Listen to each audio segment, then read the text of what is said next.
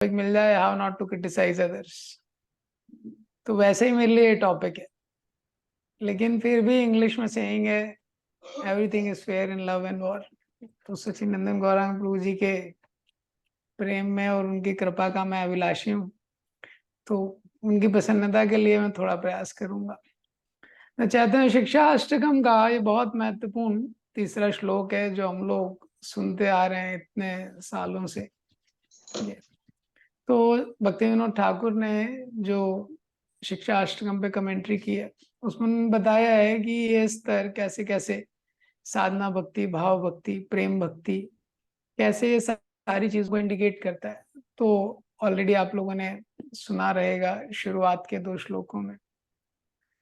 तो शिक्षा अष्टकम में हरि नाम की महिमा के बारे में बताया गया है।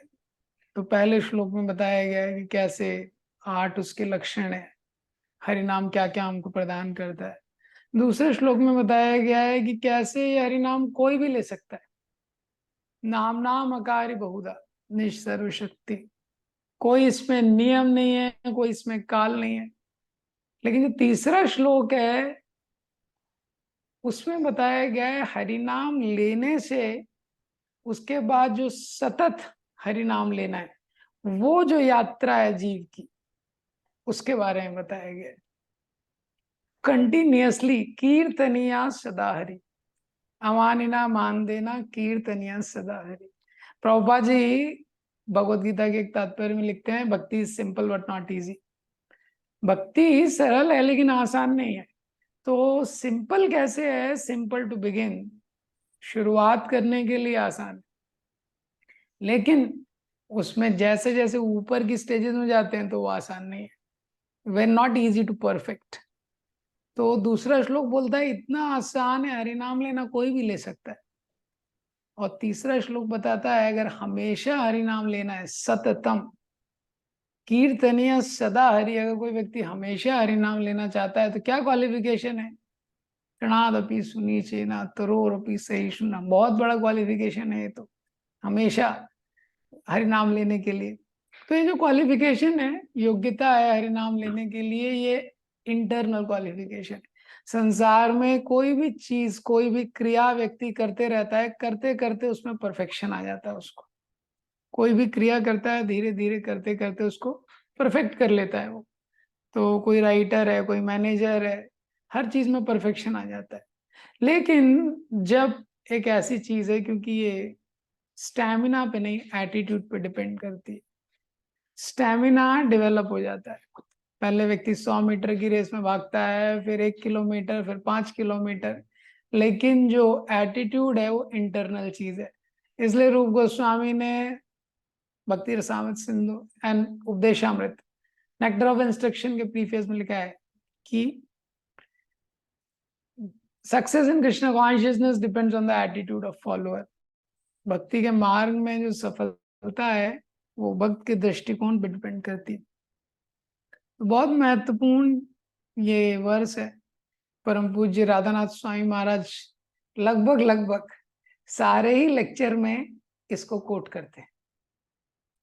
तो पहली बार इमली ताल में राधानाथ महाराज जी ने वर्ष पहली बार कब इसको सुना, उन्होंने कब इसको समझा, तो एकादशी के दिन अनोखा सफर जो उनकी जीवनी है उसमें वो लिखते हैं एकादशी का दिन था और उसमें कृष्णदास बाबा जी महाराज जो हमेशा जप करते रहते थे, उनके साथ वो वहां पे थे इमली ताल पे, और उनसे उन्होंने पूछा हाउ टू चैंट। ये प्रश्न किया उन्होंने, हमें जप कैसे करना चाहिए। तब कृष्णदास बाबा जी महाराज ने पहली बार इस श्लोक का मतलब बताया और राधानाथ महाराज को बोले देखो ये घास तुमको दिख रही है, तृणादपि सुनीचेना, कितने लोग इस पे चलते हैं, कितने आते हैं, वापस से खड़ी हो जाती है, किसी के प्रति हाँ ना तस्य प्रतिकुर्वन्ति, किसी का प्रतिकार नहीं करती है, ये अगेन रेडी टू सर्व। और तृणाद तरोरपि सहिष्णुना, इसका मतलब बताया कि this is the best way to chant. तो इसमें 3 चीजें हैं, जो 3 क्वालिटीज हैं। पहला है ह्यूमिलिटी, दूसरा है टॉलरेंस और तीसरा है giving respect not expecting respect. तो तीनों के बारे में थोड़ा थोड़ा मैं बताने का प्रयास करूंगा। तो ज्ञान का मतलब ही वैसे विनम्रता है। आज की डेट में इंफॉर्मेशन है, लेकिन शास्त्रों के अनुसार ज्ञान का मतलब विनम्रता है। भगवत गीता में जैसे ही भगवान शुरुआत करते हैं ज्ञान के बारे में बताने के लिए, तो जो 20 आइटम्स ऑफ नॉलेज है 13.8 से 13.12, ये शुरुआत होती है अमानित्वम मदम हित्वम।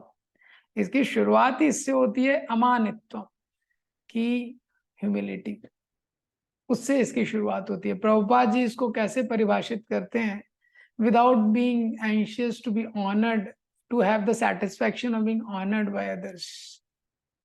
प्रभुपाद जी इसकी ये परिभाषा देते हैं कि व्यक्ति जिसको ये चिंता नहीं है कि बाकी लोग मेरा कैसे सम्मान करेंगे, उसमें वो संतुष्टि नहीं ले रहा है, वो ह्यूमिलिटी। तो ह्यूमिलिटी को इसको एनालाइज करने का बहुत तरीके हैं। ह्यूमिलिटी क्या है, हमको हमेशा ट्रैक पे रखती है। ये एक ऐसा गुण है, बाकी सारे गुण जो नॉलेज के हैं उसमें सबसे पहला गुण ये ह्यूमिलिटी है।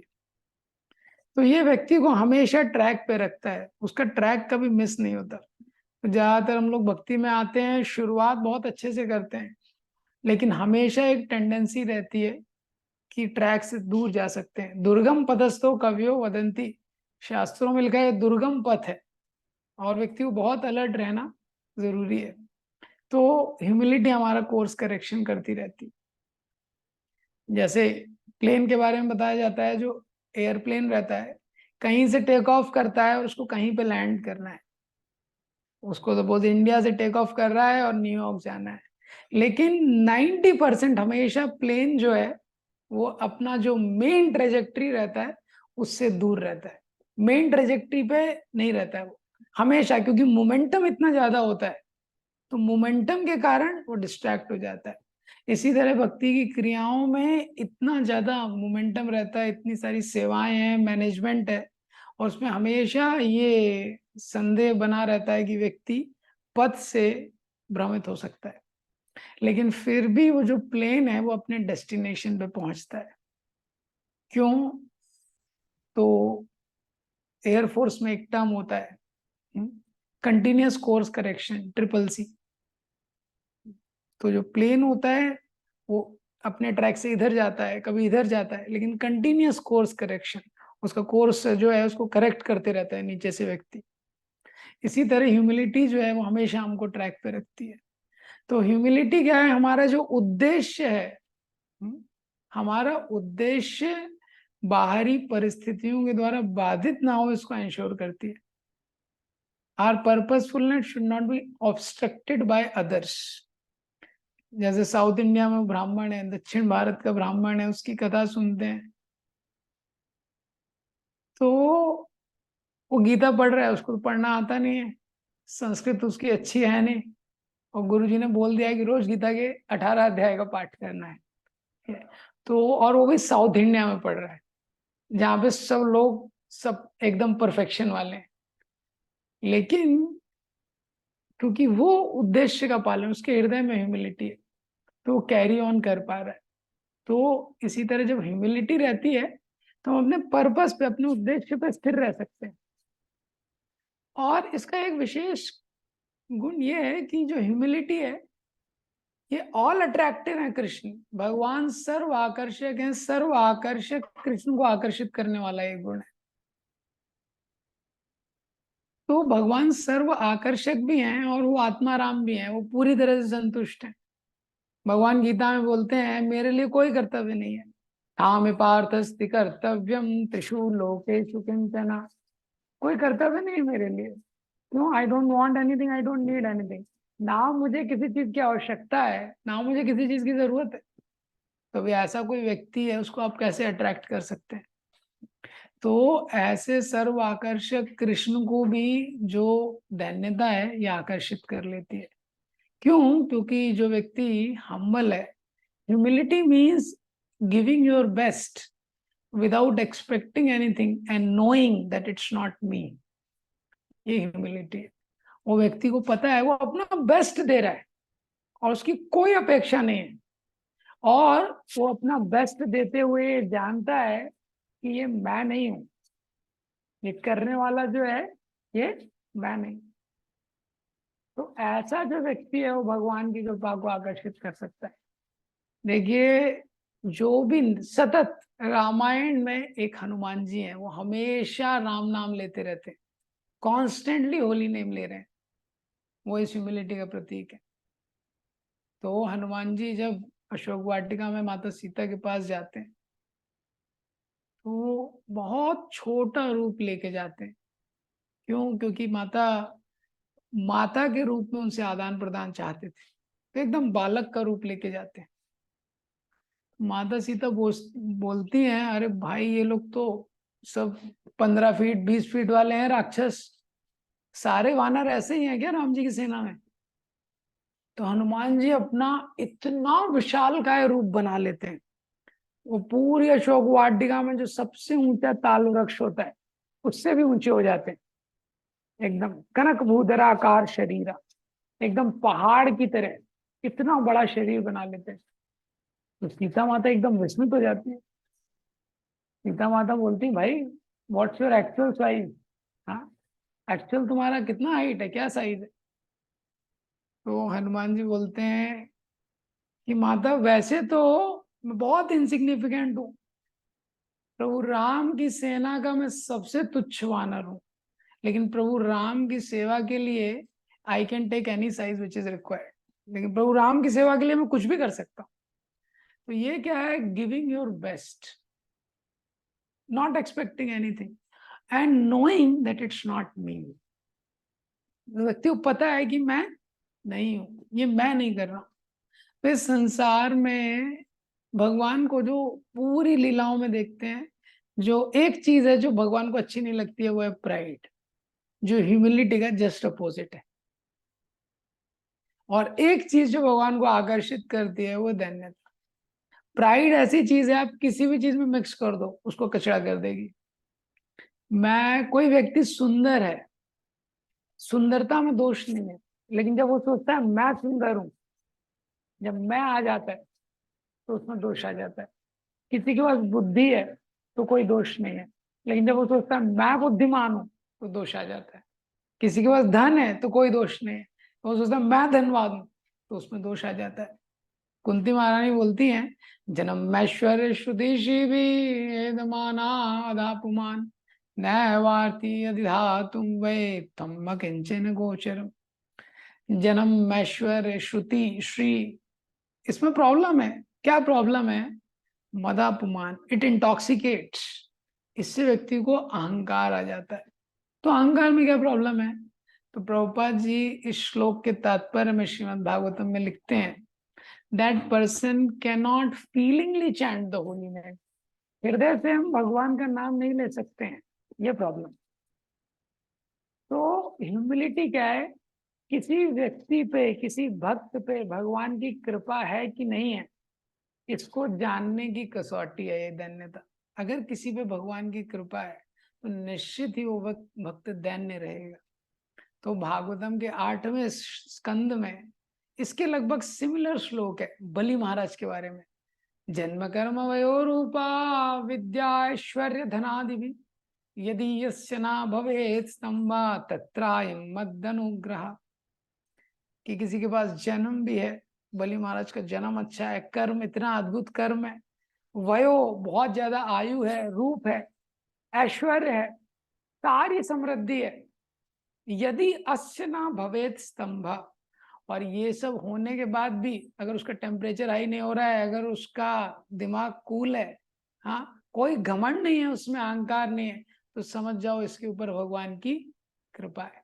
तो जिसपे भी भगवान की कृपा है उसका सबसे महत्वपूर्ण इंडिकेशन है ये धन्यता। तो प्रहलाद महाराज के लिए भागवतम में पूरा एक स्कंद अगर आप देखेंगे, बहुत सारी लीलाएं आए हैं, लेकिन 7वें स्कंद का मेजर पोर्शन प्रहलाद महाराज जी के लिए डेडिकेटेड। पूरा का पूरा लगभग लगभग एक स्कंद, 15 में से 10 चैप्टर वही लीला चल रही है। और एक इनकारनेशन, इतना अद्भुत इनकारनेशन नरसिंह देव उसी के लिए आया है। लेकिन प्रहलाद महाराज की जब प्रार्थना शुरू करते हैं तो प्रहलाद महाराज हमेशा हमेशा चैंटिंग कर रहे हैं। क्यों? क्योंकि हृदय में उनकी इतनी धन्यता है।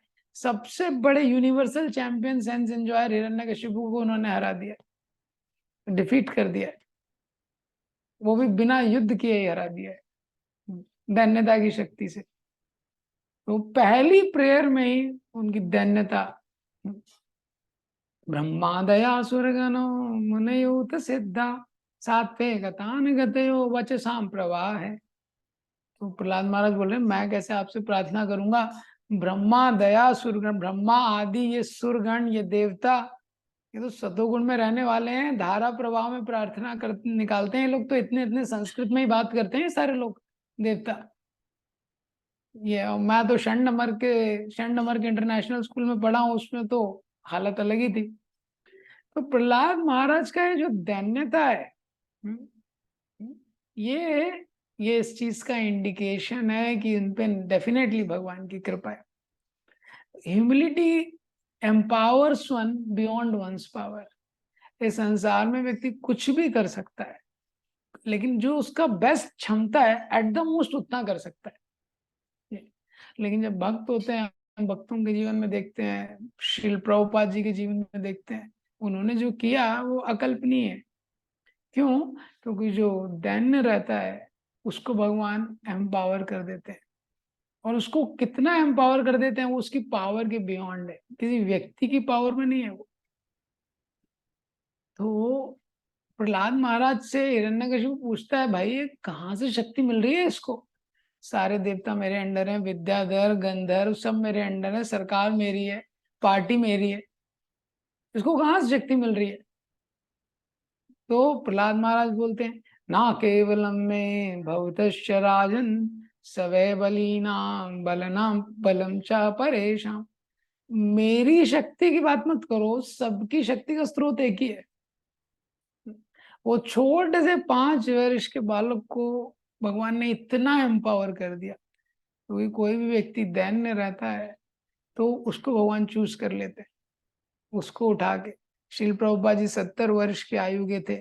70 वर्ष की उम्र में रोड क्रॉस नहीं कर सकता है व्यक्ति अकेला, और उस आयु में प्रभुपाद जी सागर को लांग के माया के सेंटर में, उसकी कैपिटल में जाके वहां से 108 मंदिर की स्थापना करना। प्रभुपाद जी को पता है मेरा शक्ति नहीं है ये, नचाओ नचाओ प्रभु नचाओ से मते, मैं तो पपेट हूँ। तो जो जो जो दैन्यता है, इससे क्या होता है, भगवान वो व्यक्ति को चुन लेते हैं, और जब चुन लेते हैं तो क्या है, उसको अपना विलिंग इंस्ट्रूमेंट बना लेते हैं। Humility makes one the willing instrument which Krishna can use. So दैन्यता एक ऐसी क्वालिटी है तो भगवान उसको चुन लेते हैं, उसको विलिंग इंस्ट्रूमेंट बना लेते हैं। क्योंकि वो व्यक्ति दैन्य है, वो केवल भगवान की सेवा करना चाहता है, उसको अपने लिए कोई क्रेडिट लेना नहीं चाहता है। गीता में अर्जुन को लगता है भाई मैं कैसे युद्ध करूंगा इन लोगों से, भीष्म खड़े हैं, द्रोण खड़े हैं, वो सबको हराना लगभग असंभव था। सशस्त्र भीष्म को पराजित करना असंभव। वो परशुराम के साथ परशुराम मैच नहीं जीत पाए, जो भगवान के शक्तावेश अवतार थे। भगवान अर्जुन को बोलते हैं, तस्मात् उत्तिष्ठ यशो लभस्वा जित्वा शत्रुन् भुङ्क्ष्व राज्यं समृद्धान् मय्येवेते निहता पूर्वमेवा निमित्त मात्रम भव सव्यसाची। निमित्त मात्रम, अरे तुमको निमित्त बनना है। मय्येवेते निहता पूर्वमेवा, पहले ही मैं इनको मार चुका हूं। तो भगवान इंस्ट्रूमेंट बना लेते हैं जब कोई व्यक्ति दैन्य होता है, उसको इंस्ट्रूमेंट। प्रभुपाद जी ने अपना मार्क ने भागवत धर्म लिखा है, वही लिखते हैं, आई वेदनाई ना में खूब बोरो।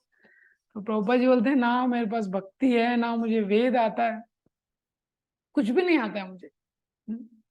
वो केवल आपकी शक्ति है। अगर आप चाहेंगे तो जो पाश्चात्य देश के लोग हैं इनमें परिवर्तन। तो प्रभुपाद जी को 2 चीजों पे विश्वास था, हरिनाम और श्रीमद् भागवतम।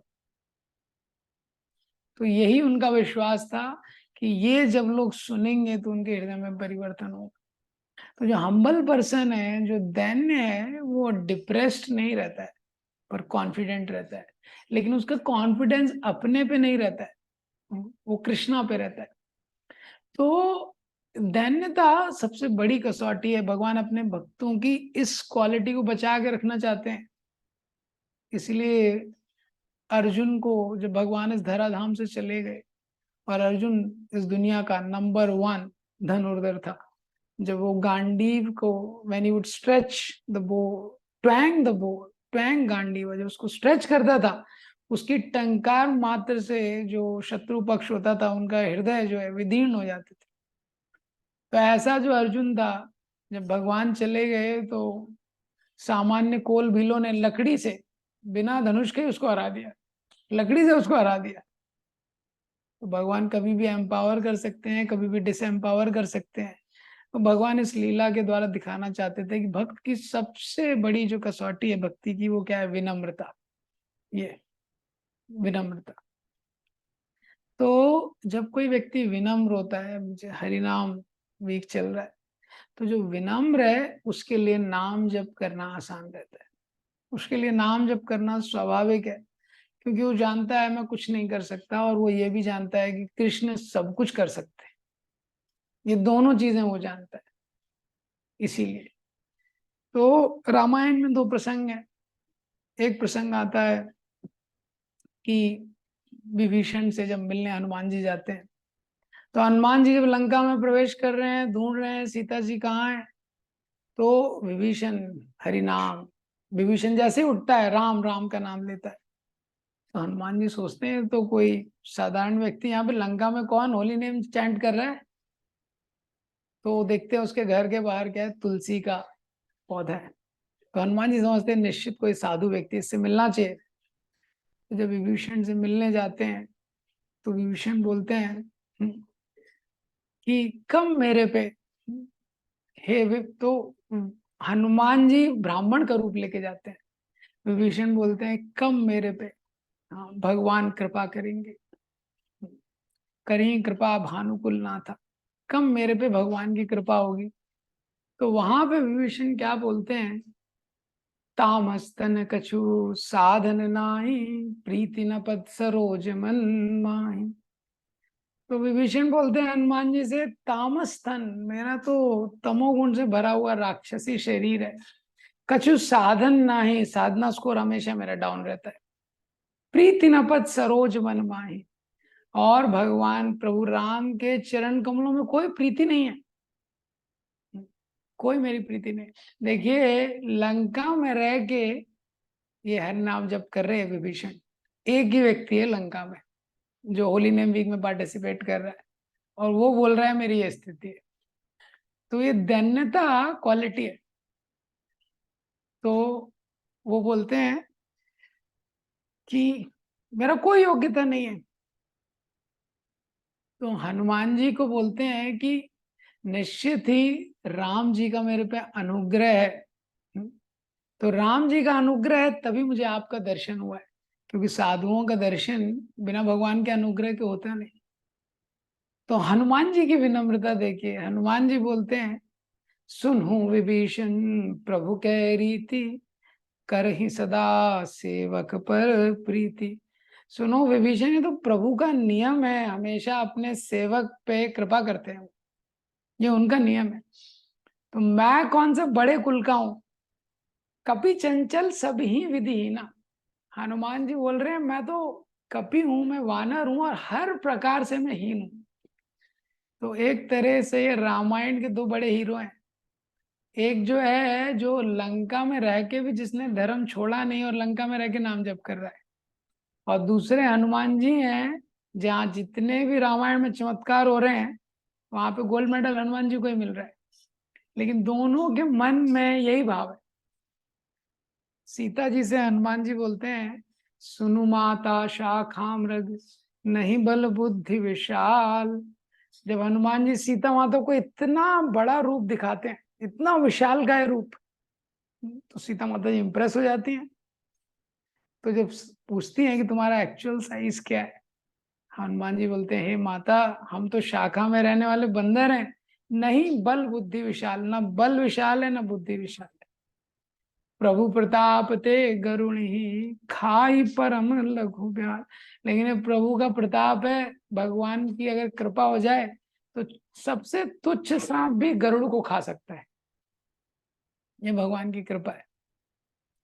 तो ये हनुमान जी हमेशा हरि नाम जप करते रहते हैं, क्योंकि हनुमान जी इतने सारे चमत्कार करने के बाद भी उनको पता है कि ये मैं नहीं हूं। और ये रामायण में रिपीटेडली आता है, बार बार आता है। ओ विभीषण और हनुमान जी का प्रसंग सुनेंगे, ये हर प्रसंग में हनुमान जी ने इतने इतने चमत्कार किए, लेकिन हमेशा उनका यही भाव है कि मैं नहीं कर रहा हूं, भगवान कर रहे हैं। तो चैतन्य महाप्रभु ने 4 व्यक्तियों के द्वारा 4 सिद्धांत को दर्शाया है। तो रामानंद राय के द्वारा उन्होंने दिखाया सेंस कंट्रोल, और टॉलरेंस हरिदास ठाकुर, और वैष्णव एटिकेट दामोदर पंडित, ह्यूमिलिटी के आचार्य हुए सनातन गोस्वामी। ये ह्यूमिलिटी जो धन्यता है, ये सारे गुणों में बहुत प्रमुख है। अगर किसी का सेंस कंट्रोल थोड़ा ऊपर नीचे, उसकी आवश्यकता है, भक्ति में बहुत आवश्यकता है, लेकिन फिर भी उसको मेंटेन किया जा सकता है। अगर किसी व्यक्ति, सबसे महत्वपूर्ण, अगर किसी व्यक्ति को सेंस कंट्रोल भी है और बाकी अनर्थास रेगुलेट हो गए, लेकिन प्राइड रह गया, तो प्राइड ऐसा है, अगर थोड़ा भी रह गया, 1% 2% भी रह गया, तो 1-2 से 99% तक पहुंच जाता है, और फिर वापस सारे अनर्थास भी आ जाते हैं। तो दक्ष महाराज के 2 लाइफ 3 लाइफ वो लेश रह गया था उनको अहंकार का। तो उन्होंने दिखाया है कि जो हम्बल है, सनातन गोस्वामी के माध्यम से जो ह्यूमिलिटी है, जिसमें धन्यता है, वो जब कर सकता है। हरिदास ठाकुर जब अपने अंतिम समय में थे, काफी बीमार रहते थे, चैतन्य महाप्रभु ने बोला, हरिदास, तुम्हारा जो संग है यही मेरे लिए आशा है, तुम्हारे संग के बिना मेरे लिए कोई आनंद नहीं है इस भौतिक संसार में। और हरिदास ठाकुर क्या बोलते हैं, भगवान आप भी जोक करने लगे, if a ant like me dies, what difference it makes to the world. अगर कोई चींटी मरती है उस संसार में, तो क्या अंतर पड़ता है। ये नामाचार्य हैं, वो निरंतर जप कर रहे हैं। हाँ, कैसे वो जप कर रहे हैं, क्योंकि ये उनका कॉन्शियसनेस है। तो प्रभुपाद जी का भी यही भाव था। प्रभुपाद जी ने जब एक बार एक्सप्लेन कर रहे थे, ये फर्स्ट क्लास होता है, ये सेकंड क्लास होता है, थर्ड कैटेगरी, वेदों में इतने सारे जो 4 वर्ण बताए गए। तो एक रिपोर्टर ने पूछा प्रभुपाद जी से, you belong to which class? And Prabhupada said, I am the servant of all classes.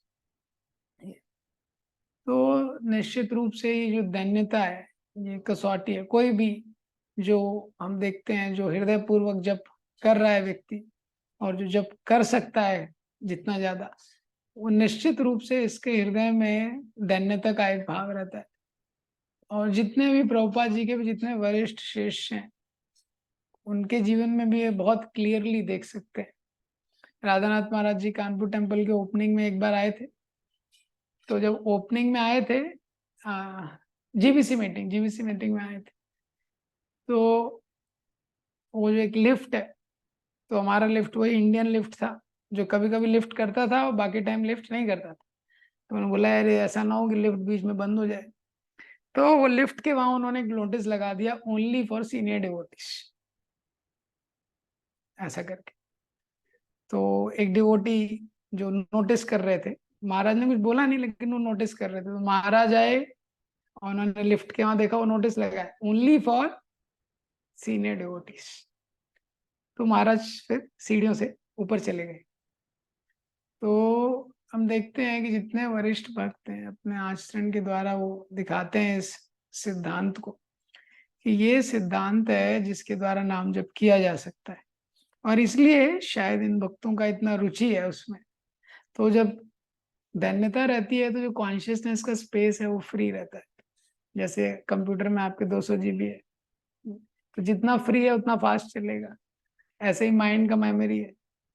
तो जो व्यक्ति धन्य है, उसका फोकस कृष्ण की महानता पे। और ये एक बैलेंस है इंफीरियरिटी और सुपीरियरिटी कॉम्प्लेक्स का। जो इंफीरियरिटी कॉम्प्लेक्स वाला बोलता है I can't do, I can't do, I can't do, मैं नहीं कर सकता हूँ, मैं नहीं कर सकता हूँ, मैं नहीं कर सकता हूँ। सुपीरियरिटी कॉम्प्लेक्स व्यक्ति बोलता है I have done it, I have done it, मैंने ये किया है। हाँ, तो दोनों में उसका फोकस आई पे रहता है, तो उसका स्पेस मेमोरी का पूरा भर जाता है। तो जब स्पेस भरा हुआ है मन का, तो ऐसे मन से जप करना बहुत मुश्किल हो जाता है। तो लेकिन जब व्यक्ति भगवान की महानता पे फोकस करता है, उसके लिए जप करना आसान है। इसी तरह है जो दूसरा गुण यहाँ पे बताया गया है, टॉलरेंस। तो टॉलरेंस और टॉर्चर में अंतर है। जो टॉलरेंस है और टॉर्चर है, उसमें अंतर है। तो जो सहनशीलता है, जो सहन शक्ति है, वो महत्वपूर्ण है किसी भी चीज पे एकाग्रचित्त होके काम करने के लिए, फोकस करने के लिए और प्रायोरिटाइज करने के लिए सहनशीलता इंपॉर्टेंट है। तो संसार इस प्रकार से इसकी रचना की गई है, परिवर्तनशील संसार है, निरंतर इसमें परिवर्तन होता है और परिवर्तन हमेशा हमारे अनुकूल नहीं होता है। तो कुछ चीजें जो हमको पसंद हैं और बहुत सारी ऐसी चीजें जो हमको पसंद नहीं है। इसीलिए गीता में भगवान जब अर्जुन को बताते हैं कि देखो थ्योरी तो ये है कि देहिनोस्मिन यथा देहे कौमार यौवनम जरा, कि देहिनोस्मिन यथा देहे कौमार यौवनम जरा, थ्योरी है। हाँ, ये तुमको समझना चाहिए, इस देह में एक देही है, हाँ, और उसकी मृत्यु होनी है, तथा देहांतरा प्राप्ति, उसको नया देह मिलेगा। लेकिन अर्जुन बोलते हैं फिर भी दुख होता है, इस देह के साथ इतने भावनाएं जुड़ी हैं और इस देह के साथ इतने सारे आदान प्रदान हुए हैं, वो व्यक्ति अगर चला गया तो दुख होता है। मात्रा स्पर्शास्तु कौन्तेय शीतोष्ण सुख दुखता ताम तितिक्ष्वा स भारत आगम अपायनो अनित्या ताम तितिक्ष्वा। भगवान बोलते हैं हाँ दुख तो है, सहन करना पड़ेगा। तो अर्जुन भगवान को बोलते हैं अरे आप तो प्रकृति के स्वामी हैं, मया अध्यक्षेण प्रकृति सूयते सा चराचरम। भगवान बोलते हैं प्रकृति का ये नियम है कि सहन करना पड़ेगा। अर्जुन बोलते हैं आप तो प्रकृति के स्वामी हैं, आप तो प्रकृति के नियमों को बदल सकते हैं। भगवान बोलते हैं हाँ मैं बदल सकता हूँ, लेकिन मैं प्रकृति के नियमों को बदलने के लिए नहीं आया हूँ, तुम्हें बदलना है। यार में इस तरह की परिस्थितियां क्यों, इसलिए हम देखते हैं नरक में वहां वहां पे भी मुश्किल, और जो स्वर्ग आदि ऊपर के लोग हैं वहाँ कंफर्ट इतना ज्यादा है, वहां भी मुश्किल। लेकिन इस पृथ्वी पे इसमें हमेशा जैसी चीजें करनी पड़ेंगी।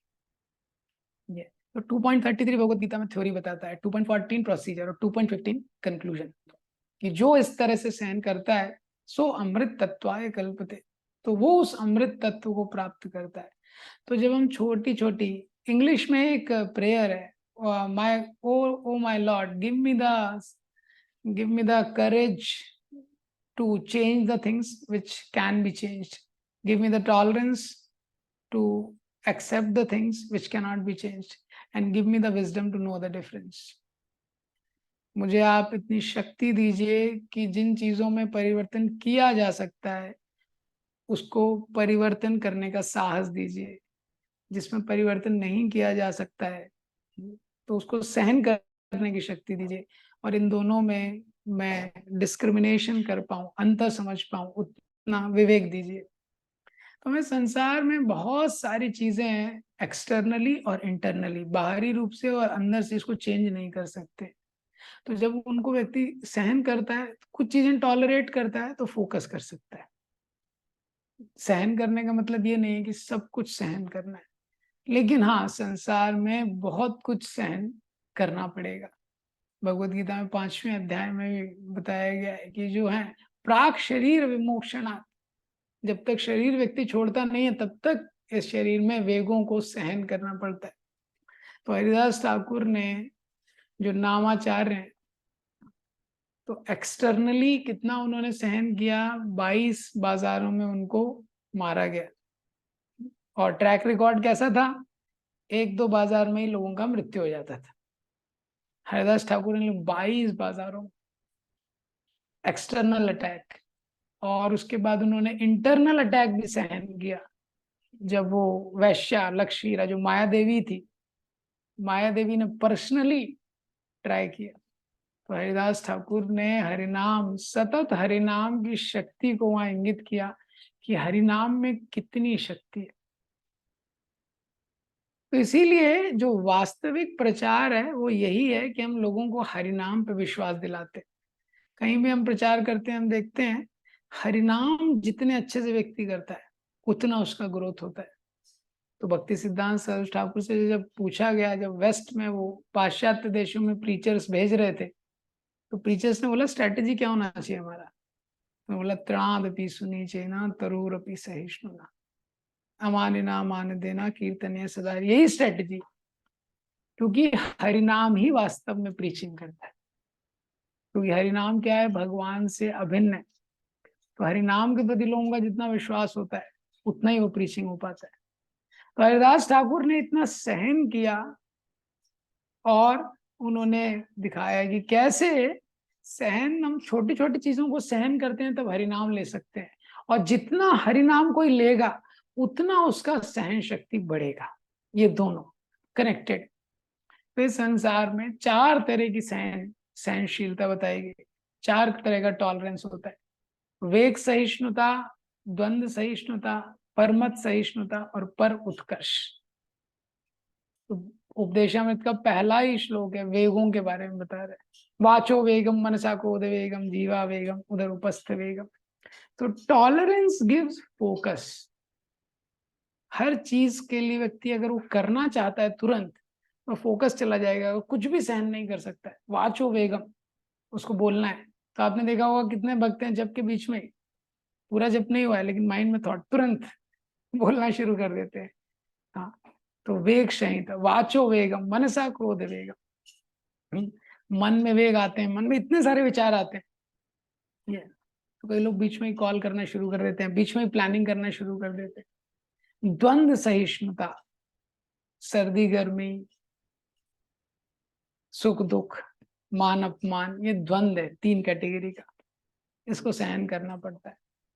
तो जब इसको सहन करेंगे, कितना भी हम बाहरी रूप से कितने भी फैसिलिटीज अरेंज कर लें, फिर भी एक स्तर पे सहन करना ही पड़ेगा। ठंड है तो ठंड है, आप रूम हीटर लगा लो तभी भी ठंड ठंडी रहेगी, थोड़ा आपको सहन करना पड़ेगा। तो गर्मी है तो आप एसी लगा सकते हैं, लेकिन फिर भी थोड़ा तो सहन करना ही पड़ेगा। 24 घंटे उसमें कहीं तो बाहर निकलेंगे, कुछ करेंगे, तो उसको सहन करना। पर मत सहिष्णुता, हर व्यक्ति का अपना एक मत है, और इंडिया में होलसेल में फ्री एडवाइस हर कोई देता है, तो उसको सहन करना। हर चीज को व्यक्ति सीरियसली लेता है तो भगवान को सीरियसली नहीं ले पाता है। To keep small things small, one has to keep big things big. अगर जो छोटी चीजें हैं जीवन में, जो छोटी मोटी परिस्थितियां हैं, तो देखिए सहन शक्ति ये इंटरनल एक्सटर्नल दोनों है। इससे व्यक्ति का फोकस रहे, उसको पता है कि मेरा उद्देश्य क्या है। किसी के घर में जाएंगे, जनरली आप गृहस्थों के जीवन में देखेंगे कई सारे जो भक्त नहीं है, हाँ, और 6 दिन तो वो काम कर रहा है, एक दिन की छुट्टी हुई, उसमें भी वो भक्ति की कोई क्रिया नहीं करता है। अब उठते ही सुबह चला गया कुकर की सीटी बनाने, वो लोग कुकर की सीटी खराब हो गई है, तो उसको बनाने गया, उसमें 1-1.5 घंटे लगाया, फिर देखा कि अरे दरवाजे का जो कांच है ये थोड़ा टूट गया है, वो कार का टायर पंचर है। इस तरह से लोग अपना समय बिताते हैं। क्यों? फोकस नहीं है उसका, उसका फोकस नहीं है कि कब क्या करना है। भक्तों के समाज में जब हम आते हैं तो सुबह व्यक्ति जप के टाइम पे केवल जप करता है, ये तो उसको पता है ये सारी जो चीजें हैं ये मेन उद्देश्य नहीं है जीवन का। तो जो सहिष्णुता है, टॉलरेंस है, वो फोकस देता है लाइफ में। पर मत सहिष्णुता, हर व्यक्ति अपना अपना मत दे रहा है, लेकिन उसको जब व्यक्ति सहन करता है, हर चीज को रिटेलिएट नहीं करता है, हर चीज के साथ आर्ग्यू नहीं करता है, वो जब कर सकता है। वो दिग्विजय पंडित आए वहां पे वृंदावन में, और वो साइन करवा रहा था सबसे, जो भी हार गया था। तो उसको पता चला है हाँ भाई रूप और सनातन गोस्वामी हैं, ये लोग यहाँ के चैंपियन लोग हैं। तो रूप और सनातन गोस्वामी के पास आया, तो उन्होंने डिबेट किया ही नहीं उससे, तो उसने बोला साइन करना पड़ेगा, वो साइन कर दी। परमत सहिष्णुता और पर उत्कर्ष सहिष्णुता। भक्ति में हर व्यक्ति के लिए भगवान की एक योजना है और अलग अलग समय पे हर भक्त के द्वारा भगवान सेवाएं करवाएंगे और हर व्यक्ति का ऊपर नीचे होगा। जो नेम है, फेम है, यूट्यूब पे आप देखिए चेंज होते रहते हैं ना लोग, जो चैंपियन लोग हैं, इस्कॉन में भी अलग अलग लोग हैं। तो पर उत्कर्ष सहिष्णुता, ये सारी चीजों को व्यक्ति को सहन करना पड़ता है। तो जो सहन कर सकता है बाहरी और अंदर से जो अटैक हो रहा है, तो वो भक्ति पे फोकस कर सकता है। ये तो ये दोनों चीजों का, तो जैसे ह्यूमिलिटी है तो इसका एक बहुत, जो व्यक्ति है जिसको विश्वास है, ह्यूमिलिटी का बहुत प्रैक्टिकल एप्लीकेशन हम देख सकते हैं कि हम लोग प्रार्थनाओं के लिए कितना समय निकाल पाते हैं। क्योंकि जनरली दो चीजें मैकेनिकल हो जाती हैं, एक तो है मॉर्निंग प्रोग्राम, और जहां भी प्रेयर्स आते हैं श्रीमद् भागवतम में, वो मैकेनिकल हो जाता है वो सेक्शन। क्योंकि साधारणतया ये क्वालिटी की काफी कमी रहती है धन्यता की। तो हमको लगता है तो हम तो हिला देंगे, हम सब कुछ कर देंगे। तो ये भाव हृदय में आता नहीं है कि मुझे भगवान की कृपा की आवश्यकता है। तो प्रार्थनाओं के लिए भी इसलिए इतना समय निकालना मुश्किल हो जाता है। हम लोग जप के लिए समय निकालते हैं क्योंकि उसके लिए तो कसम खा रखी है भाई, स्पिरिचुअल मास्टर ने बोल रखा है, और उसके बाद मैनेजमेंट के लिए समय निकालना ही पड़ेगा, इतनी सारी चीजें। लेकिन भागवतम में अगर देखेंगे, अर्जुन पे ब्रह्मास्त्र छोड़ा उससे पहले प्रार्थना है अर्जुन की, कुंती महारानी की प्रार्थना है, भीष्म पितामह की आईसीयू में प्रार्थना है, एरो बेड पे है वो। जो शुद्ध भक्त है उनके हृदय में बहुत धन्यता है, जिसके कारण वो इतनी प्रार्थनाएं कर पाते हैं। ठीक है। और जो अमानी ना मान देना है, मैं इसको सोच रहा था, ये ऐसा है कि इसको किया जा सकता है। जो धन्यता है वो भी हृदय के अंदर की चीज है, और ये भी लॉन्ग टाइम प्रोजेक्ट है। और जो टॉलरेंस है ये भी एक लॉन्ग टाइम प्रोजेक्ट है। लेकिन जो मान देना है ये रिलेटिवली इजी है। मान देना, दूसरों का सम्मान कर सकते हैं हम, ये प्रैक्टिस करने में ये रिलेटिवली इजी है। और जब हम किसी को सम्मान देते हैं हमको कृपा मिलती है। दंडवत करने से ही कितना हो जाता है। रामायण में आता है कि जो संपत्ति सिर्फ रावण ही दीन दिए 10 मात, 10 बार रावण ने सर काटा तो जो संपत्ति शिवजी ने उनको दी, सो संपत्ति विभीषण ही सकुच ही दीन रखना। एक बार विभीषण ने दंडवत किया, भगवान बोले उठो लंकेश, सारा संपत्ति दे दिया उसको। तो रिस्पेक्ट करना रिलेटिवली बहुत इजी है। तो ये जो गुण है मेरे लिए तो बहुत फार आउट है, लेकिन इसका जो थ्योरी मैंने बताया हम आचार्यों के माध्यम से देख सकते हैं। श्रील प्रभुपाद जी के जीवन में श्रील प्रभुपाद जी ने कितना सहन किया और कितनी दैन्यता के साथ इस आंदोलन को आगे बढ़ाया। तो पहले तो 30 साल भारत में कोई एक ऐसे प्रचारक का अगर इतिहास ढूंढना चाहेंगे आज की डेट में, हम इस्कॉन में 30 साल कहीं प्रीचिंग कर रहा है, एक बच्चा आया। हम लोग एक हफ्ता प्रीचिंग करते हैं और प्रोग्राम में 15 की जगह 5 बच्चे आ गए। हाँ, तो हमको डिप्रेशन का टैबलेट लेना पड़ता है। और प्रभुपाद जी ने 30 साल प्रचार किया इंडिया में, और एक आदमी जो कि इतना सीरियस नहीं था, हाँ, जो प्रभाकर झांसी में, वहां से लेके प्रभुपाद जी ने क्या क्या सहन किया। उनकी पत्नी ने प्रभुपाद जी का जो भगवत गीता का मनुस्क्रिप्ट है चाय के लिए भेज दिया, जो उन्होंने लिखा था। उसके बाद एक टिकट लेने के लिए सुमति मोरारजी के दरवाजे पे इतने समय तक वो वेट कर रहे हैं, विनम्र कर रहे हैं, विनय कर रहे हैं, प्रार्थना कर रहे हैं।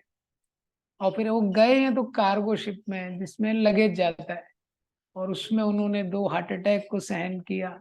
उसके बाद वहां उनका अकोमोडेशन कहाँ है, जहाँ पे रुके हैं सैली अग्रवाल उसके घर पे।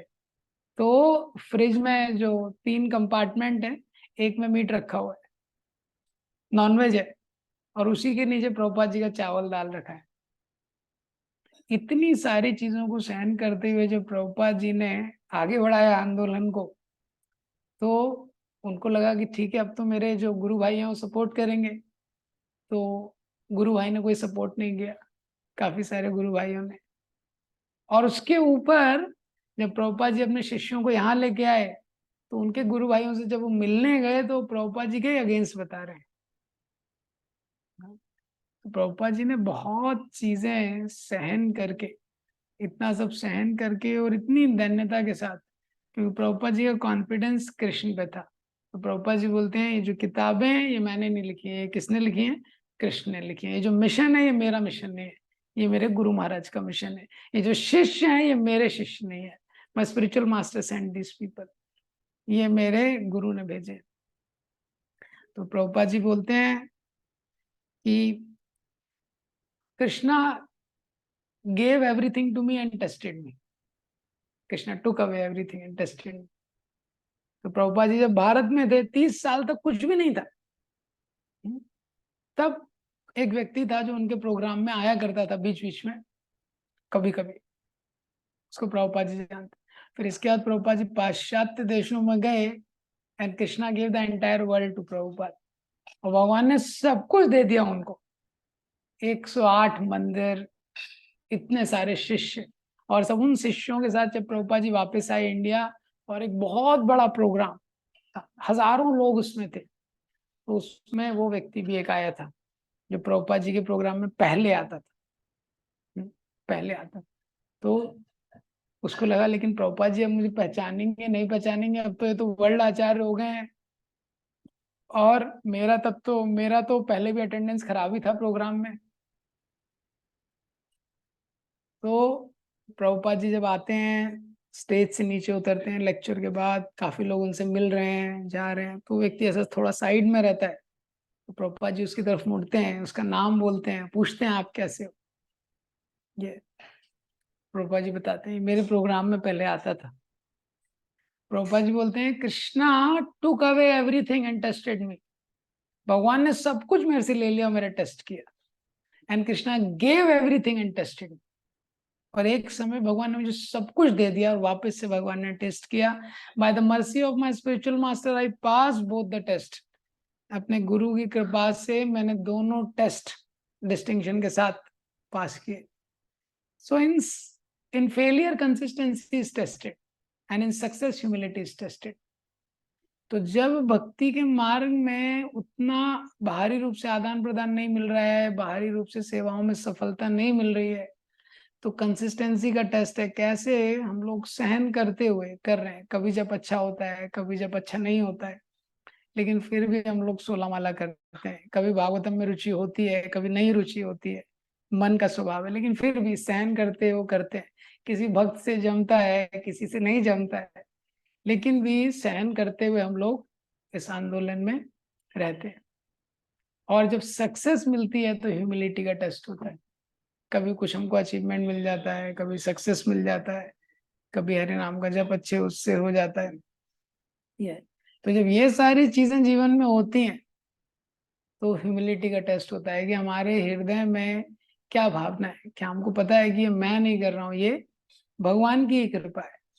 बैकग्राउंड से भगवान ही सब कुछ कर रहे हैं। क्योंकि जब भगवान की कृपा नहीं रहती, भागवतम के पहले स्कंद में अर्जुन बोलते हैं कि सावे धनुष तदीशव साहयस रथास्ते।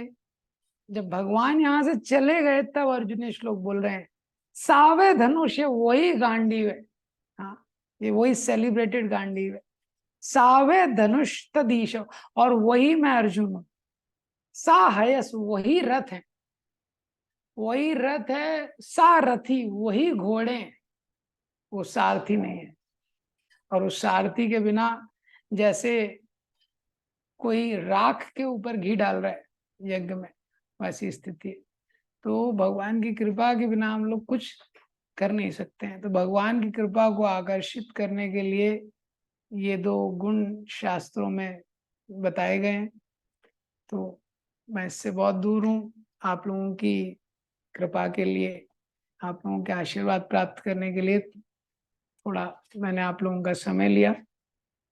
बाकी प्रभु जी हैं, गिरवरधारी प्रभु जी हैं, ये लोग काफी उच्च कोटि के भक्त हैं। हमने प्रभु जी लोगों का जीवन देखा है, ये लोग ये क्वालिटीज को इम्बाइब करते हैं। आप लोगों का ही बहुत बड़ा सौभाग्य है, ऐसे भक्तों के संग में आप लोग हैं। कुछ मेरे से त्रुटि है तो क्षमा कीजिएगा। हरे कृष्ण।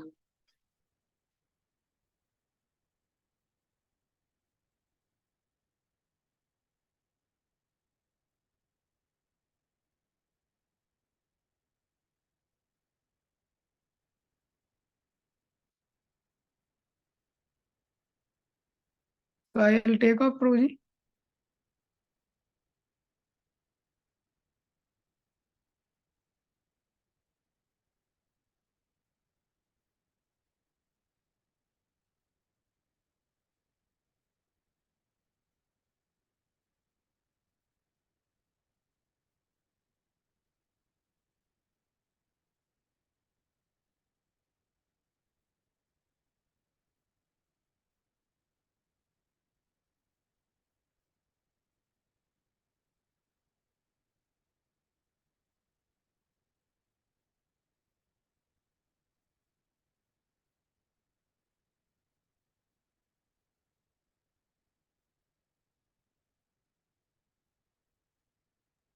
हरे कृष्णा। हरे कृष्णा।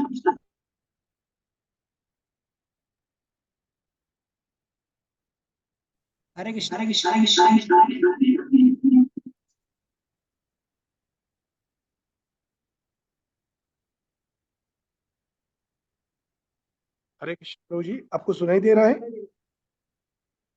आदि श्याम प्रभु, are you able to hear me? Hare Krishna. हाँ आदि श्याम प्रभु, thank you very much for your nice wonderful class. तो आपने बहुत अच्छा क्लास दिया। ये तृणादपि सुनिचन इस वर्ष पर जैसे विनम्रता है, नम्रता या सहनशीलता, तो ये भक्ति में बहुत जरूरी होता है। तो इसको हम कैसे प्रैक्टिकली अपने जीवन में उतारे। जैसे चैतन्य महाप्रभु भी जब वो सार्वभौम भट्टाचार्य को मिले थे, तो उन्होंने जब अपना वो मायावाद सिद्धांत बता रहे थे, तो महाप्रभु कुछ बोले नहीं। हाँ? तो हमारे जीवन में जो ये अ, मिथ्याहंकार है, उसको कैसे हम त्याग सकते हैं, और जो महाप्रभु को बहुत प्रिय है, जो विनम्रता और सहनशीलता, उसको कैसे हम उतार सकते हैं। हरे कृष्णा। भैया जी, आपको प्रश्न सुना दिया?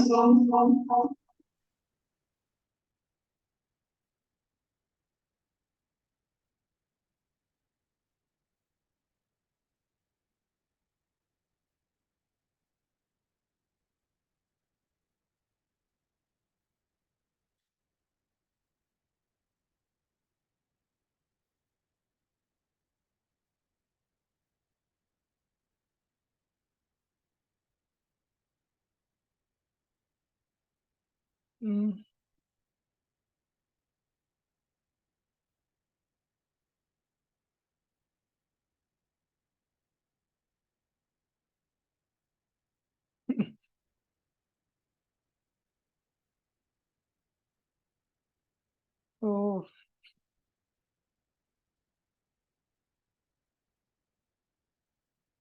ये क्वेश्चन के बाद मैं एंड करता हूँ, क्योंकि ऑलरेडी जो क्वेश्चन का आंसर है वहां पे जो डिवोटीज हैं, प्रभु जी लोग ज्यादा बेटर दे सकते हैं इसका आंसर, क्योंकि मेरे प्रैक्टिकल लाइफ में तो ये है नहीं। तो क्वेश्चन है कि प्रैक्टिकल लाइफ में ह्यूमिलिटी और टॉलरेंस कैसे डेवलप कर सकते हैं। तो मैंने जितना सुना है कि कोई भी आध्यात्मिक गुण है, all the spiritual qualities are awarded by Krishna and the spiritual master by seeing the genuine practice. तो कोई भी आध्यात्मिक गुण है वो भगवान और शुद्ध वैष्णवों की कृपा से हमारे जीवन में आता है। तो उसमें दो चीजें बोलूंगा मैं, कि पहला, व्यक्ति की इच्छा होनी चाहिए। कोई भी चीज उसको प्राप्त करनी है, उसका मोटिवेशन बहुत इंपॉर्टेंट है कि वो किस मोटिवेशन से कर रहा है। क्योंकि भगवान वो उसका मोटिवेशन देखते हैं। कोई भी सेवा व्यक्ति कर रहा है, कोई नाम जप कर रहा है, ये सारी सेवाओं में, सारी क्रियाओं में जो सेवा भाव है उसको स्कैन करते हैं भगवान, और उससे भगवान आकर्षित होते हैं। तो जो व्यक्ति भगवान की प्रसन्नता के लिए कुछ कर रहा है तो फिर उसके जीवन में ये आध्यात्मिक गुण आते हैं। दूसरा चीज है कल्टीवेट करने के पॉइंट ऑफ व्यू से, अगर इसका प्रैक्टिकल स्टेप देखें तो जैसा मुझे समझ में आता है कि ह्यूमिलिटी के लिए तो हमारे लिए महत्वपूर्ण है कि हम एटलीस्ट भगवान से प्रार्थना करने के लिए कुछ समय निकालें, कि भगवान से कुछ प्रार्थना करने के लिए हमारे पास समय है। दूसरा, हमारे पास श्रवण कीर्तन के लिए समय होना चाहिए, क्योंकि ह्यूमिलिटी का मतलब है कि मैं अपना बेस्ट दे रहा हूं, लेकिन मेरा बेस्ट जो है वो इनसफिशिएंट है। हमारा बेस्ट जो है वो क्या है, 0.00001%, और भगवान की कृपा क्या है, 99.999%। ये तो थ्योरी है, लेकिन इसका प्रैक्टिकल एप्लीकेशन क्या है कि अगर हमारे पास रीडिंग और हियरिंग के लिए टाइम नहीं है डेली बेसिस पे, तो इसका मतलब है कि हमको विश्वास है, हमको भगवान पे उतना विश्वास नहीं है कि भगवान कंट्रोल कर रहे हैं चीजें। हमारे को विश्वास है कि हम कंट्रोल कर रहे हैं चीजें। तो इसीलिए ये जो आध्यात्म नवविधा भक्ति का जो अंग है, उसके लिए टाइम निकालना, ये ह्यूमिलिटी का एक सिम्टम है कि व्यक्ति को पता है हाँ मैं अपना बेस्ट देना है मुझे, लेकिन इतने समय में देना है। इसके बाद नाम जप करना है, भगवान के ये शास्त्रों का अध्ययन करना है, श्रवण करना है, इसके लिए भी समय निकालना है। क्योंकि मेरे बेस्ट जो है वो 0.00001% है, 99.999% तो कृपा है। तो कृपा तो तब मिलेगी जब भगवान की चेतना में वो सेवा करूंगा मैं, और चेतना तो यहाँ से मुझे मिलेगी। तो स्वयंभू मनु है, वो पूरी पृथ्वी को रूल करते थे, और श्रीमद् भागवतम में अगर देखेंगे तीसरे स्कंद में उनका वर्णन है, एक चैप्टर है जिसमें स्वयंभू मनु का कैरेक्टर बताया गया है। तो अपने जीवन का मैक्सिमम समय उन्होंने श्रवण में लगाया, मैक्सिमम टाइम। तो ठीक है, हम लोग मनु जितना एग्जॉल्टेड नहीं है, लेकिन एटलीस्ट थोड़ा टाइम रोज इन चीजों के लिए निकालना, ये फेथ का इंडिकेशन है कि भगवान मुझे आपकी कृपा पे विश्वास है। ये तो श्रवण कीर्तन करना, प्रेयर्स के लिए टाइम निकालना। हाँ। तीसरा है जो मॉर्निंग प्रोग्राम, इवनिंग प्रोग्राम है, उसको कॉन्शियसली करना। ये क्योंकि ये प्रेयर्स हैं, तो मॉर्निंग में गुरु महाराज से प्रे करते हैं, नरसिंह देव से, तुलसी महारानी से। तो जो व्यक्ति, जिसको ये समझ में आ गया कि मुझे नीड है, मुझे भगवान की नीड है, जिसके हृदय में वो धन्यता है, तो वो प्रार्थना के भाव से इसको करेगा। लेकिन जब तक उसमें ह्यूमिलिटी नहीं है, उसका एक इंडिकेशन है कि ये सारी चीजें मैकेनिकल होंगी। हाँ, गुरु महाराज तो हैं, तो ठीक है, हम भी हैं, हम भी छोटे गुरु तो हम भी हैं। उसको इतना नीड नहीं लग रहा है लाइफ में, तो प्रार्थना करना इतना पॉसिबल नहीं हो पाता है। तो एक डिवोटी है, वो आनंद वृंदावन प्रभु जी एक लेक्चर में बता रहे थे कि महाराज उनके एक बार घर आए। तो महाराज घर आए तो वो भी काफी क्वालिफाइड हैं, स्टॉक एक्सचेंज में कुछ बड़े व्यक्ति थे, तो काफी सारा उनका क्वालिफिकेशन लिखा हुआ था गेट के बाहर उनके डोर के एड्रेस पे। तो महाराज आए, महाराज ने उसको देखा बोर्ड को, तो प्रभु जी बोले it's for preaching Maharaj, it's for outsiders. तो महाराज ने बोला ये जो तुम्हारा 40 साल का जो गृहस्थ आश्रम है, जो भी 25-30 साल तुमने गृहस्थ आश्रम में बिताए हैं, उसका सक्सेस है अगर तुमको एक चीज समझ में आ जाए। व्हाट? कि I am nothing, I was nothing and I will be nothing, and Krishna is everything. ये स्टेटमेंट महाराज ने बोला। तो महाराज का रियलाइजेशन कि मैं कुछ भी नहीं था, और ना मैं भविष्य में कुछ सकता हूँ, और वर्तमान में भी, और भगवान जो है वो सब कुछ है। तो इसका प्रैक्टिकल इंडिकेशन हम लोग अपने जीवन में देख सकते हैं कि कैसे कोई भी जब क्रिया रहती है, कोई भी आध्यात्मिक क्रिया को कितना हम भगवान से कनेक्ट करके कर पाते हैं। मॉर्निंग प्रोग्राम है या रीडिंग हियरिंग है, कितना ये चीजों को हम लोग कॉन्शियसली कर पाते हैं। क्योंकि जो सेवा है वो स्वभाव के अनुरूप रहती है। तो किसी व्यक्ति का स्वभाव है, किसी व्यक्ति का स्वभाव है मैनेज करने का, तो आज यहाँ मैनेज कर रहा है, नहीं तो इस्कॉन के बाहर भी होता तो कुछ ना कुछ मैनेज कर रहा होता। ये कोई व्यक्ति है वो डिबेटर है, तो बाहर भी डिबेट करता है, इस्कॉन में आके भी लेक्चर दे सकता है। लेकिन जब साधना का पॉइंट आता है, जो साधना है उसको भी जब हम सेवा के रूप में करते हैं कि ये भी सेवा है, ये भी महत्वपूर्ण सेवा है, तो मेरे ख्याल से ये एक इंडिकेशन है। बाकी प्रोजी लोग ज्यादा बता सकते हैं, अगर कोई इसका अनुभव नहीं है तो now I will take leave. Thank you very much for giving me एक प्रश्न है जी, opportunity. लास्ट And प्रश्न। Sachinandan Gaurang Prabhuji told me so to please him and get his blessings. I tried like that. I know he knows me. I am far out from these qualities, and I have seen the services and lifestyle little bit of Girivardhari Prabhuji. Both of these are worshipable Vaishnavas in my heart. तो ठीक है, मुझे time है तो ठीक है, नहीं तो आई कैन टेक ऑफ। मतलब आप लोगों का ऑलरेडी 1 घंटा हो गया है हरे डिवोटीज कृष्णा। का। ठीक है, लास्ट क्वेश्चन एक और ले लेता हूँ, उसके बाद ठीक, तो भी लोग आपने ऐड बताया कर सकते हैं उसमें।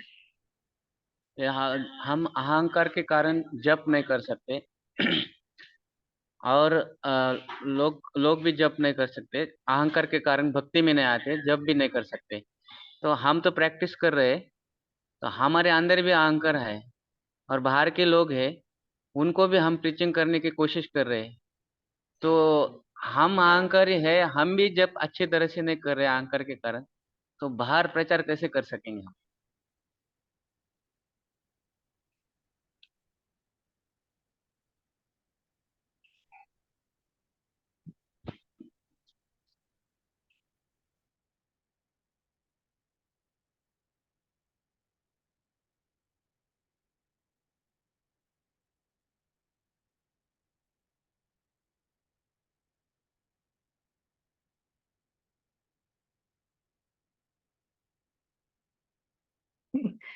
अरे सुनाई नहीं दे रहा है मुझे कुछ। प्रभु जी, इसमें टॉपिक आपने ऐसा दे दिया है ना, भगवान ने ब्लॉक कर दिया है सिस्टम। भगवान को पता है गलत स्पीकर है इसके लिए।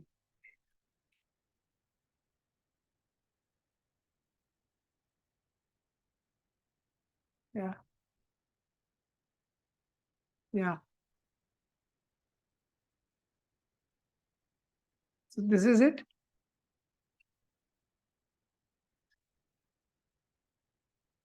तो ओके, तो यहाँ पे आउटसाइडर्स,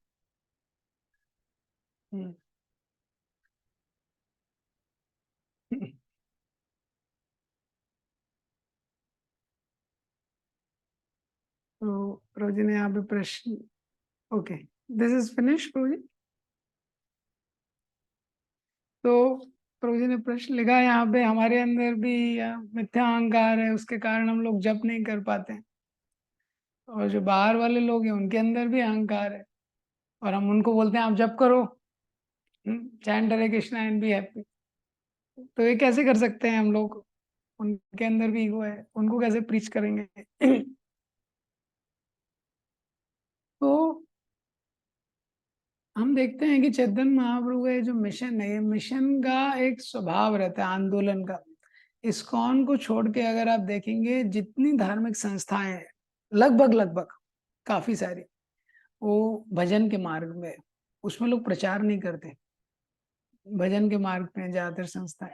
इस्कॉन का मार्ग है गोष्ठानंदी मार्ग है, और इसमें हम दूसरों को उस मार्ग से जोड़ते हैं, क्योंकि चैतन्य महाप्रभु का वो मूड था, प्रभुपाद जी का वो मूड था, तो वो मूड हम कैरी करते हैं।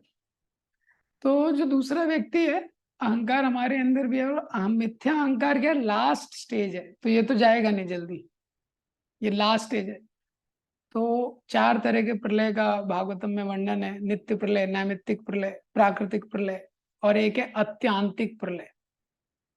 ये तो नित्य रूप से प्रलय हो रहा है संसार में, चीजें डिटीरिएट होती हैं। ब्रह्मा जी के एक दिन के बाद रात्रि होती है, तब एक प्रलय आता है। ब्रह्मा जी की 100 साल की आयु पूरी होती है, तब एक प्रलय आता है। आत्यांतिक प्रलय क्या है? जब जीव का मिथ्या अहंकार नष्ट होता है। तो वो बहुत बड़ा प्रोजेक्ट है। इसीलिए जिस स्थिति में हम हैं वही स्थिति में हम प्रचार करना शुरू करते हैं। लेकिन प्रचार में भी सिद्धांत ये है कि what we speak and how we conduct, दोनों का इंपॉर्टेंस है। अगर केवल सिद्धांतों को बोलेंगे और बाहरी रूप से बहुत ज्यादा एरोगेंट वे में बिहेव करेंगे तो लोग एलिनेट हो जाएंगे, दूर चले जाएंगे। इसीलिए जो हम बोल रहे हैं और साथ साथ में जो वैष्णव एटिकेट है, ये साथ में चलता है। ये तो हो सकता है हमारे अंदर अहंकार हो, लेकिन जैसे हम भक्ति में आते हैं तो पहला स्टेप है, हमको पता चलता है ये प्रॉब्लम है, ये दूषण है, ये भूषण नहीं है, ये कोई गोल्ड मेडल नहीं है। और बाहर वाले तो सोच रहे हैं तो अच्छा है, बाहर वाले तो यही सोचते हैं कि ये जो अहंकार है अच्छा है। तो हम उनके अहंकार को थोड़ा पैट करते हैं और उनको भगवान की सेवा में लगाते हैं। हाँ, भगवान की सेवा में लगाते हैं, उनको थोड़ा अप्रिशिएट करते हैं और प्रार्थना करते हैं कि आप थोड़ा, तो हम मिथ्या अहंकार को भी डाउटेल कर देते हैं उनके, धीरे धीरे भगवान के साथ जुड़ने के लिए। और हमारे आचार्य ने भी बताया है कि ये प्रीचिंग का मेथड है। और जब वो धीरे धीरे नाम जप करने लगता है, शास्त्रों को पढ़ने लगता है, तो उसको अपने आप समझ में आ जाता है कि ये जो मिथ्या अहंकार है गलत है। और क्योंकि हम इस सेवा में लगते हैं तो ये सेवा से क्या होता है, धीरे धीरे हमारे अंदर भी अहंकार लेकिन धीरे धीरे शुद्ध होता है। ये तो जो इंद्रियां हैं जितनी शुद्ध, शुद्ध ट्रू ईगो क्या है कि मैं भगवान का दास हूं। फॉल्स ईगो क्या है? एक्सेप्ट दिस एवरीथिंग एल्स, ये फॉल्स ईगो है, इसके अलावा और कोई भी जो उपाधि है। तो जब हम भगवान की सेवा में लगते हैं, धीरे धीरे ये जो भाव है ये भगवान शुद्ध करते हैं। और जैसे जैसे भाव शुद्ध होता है हमारे लिए आसान होता है। इसी तरह से जैसे हम देखते हैं कि प्रभुपाद जी ने कैसे कैसे लोगों को एंगेज कर दिया। ये हम सुनते हैं बॉम्बे वाला इंसिडेंट, प्रभुपाद जी अमेरिकन को बोलते हैं, you are American, if you don't do anything, what is the use of being American if you don't do anything big. ये तो प्रभुपाद जी ने उनके ईगो को डाउटेल किया सेवा में लगाने के लिए। तो प्रभुपाद जी का अमेजिंग संस्था है जिसमें कैसा भी व्यक्ति है उसको एंगेज किया जा सकता है। ये बस जब हम उसको एंगेज कर रहे हैं, हाँ, तो जैसे लास्ट क्वेश्चन में पूछा था कि टॉलरेंस, तो हमारी सहन शक्ति भी डेवलप होती है क्योंकि वो हमको भी शुद्ध करता है। क्योंकि हम भी पूरे विनम्र नहीं है और उसके अंदर भी अहंकार है। तो जैसे डायमंड नर्लिंग मशीन होती है, दोनों घूमते हैं, दोनों का प्योरिफिकेशन होता है थोड़ा, और दोनों का थोड़ा थोड़ा क्या है, शुद्धिकरण होता है। ये अच्छा है। दूसरा क्या होता है, हम प्रचार करते हैं तो शुद्ध होते हैं। क्योंकि जब हम प्रचार करते हैं तो क्या होता है, कभी कभी लोग किसी व्यक्ति को बहुत इन्वेस्ट करते हैं, बहुत गाइड करते हैं, सब कुछ करते हैं, थोड़े टाइम बाद वही अगेंस्ट हो जाता है। ये तो ये सारी चीजों के माध्यम से भगवान हमको विनम्र बना के रखते हैं। ये अच्छा है। और प्रभुपाद जी का आंदोलन ग्रो होता है उस तरीके से। तो ठीक है प्रभु जी, हरे थैंक। कृष्ण। हाँ हरे कृष्ण। हाँ अभी आपका आवाज आ रहा है। अच्छा, मैंने ये स्पीकर ठीक है, लगाया। बहुत बहुत धन्यवाद प्रभु जी, आपने बहुत सुंदर तरीके से ये श्लोका बताया हमको। और आ, जिसका पूरा तृणादपि सुनिचेन तरुरपि सहिष्णुना, हर शब्द पर बहुत अच्छे से आपने डीप से बताया। और प्रश्न के उत्तर भक्तों को अच्छा लगा।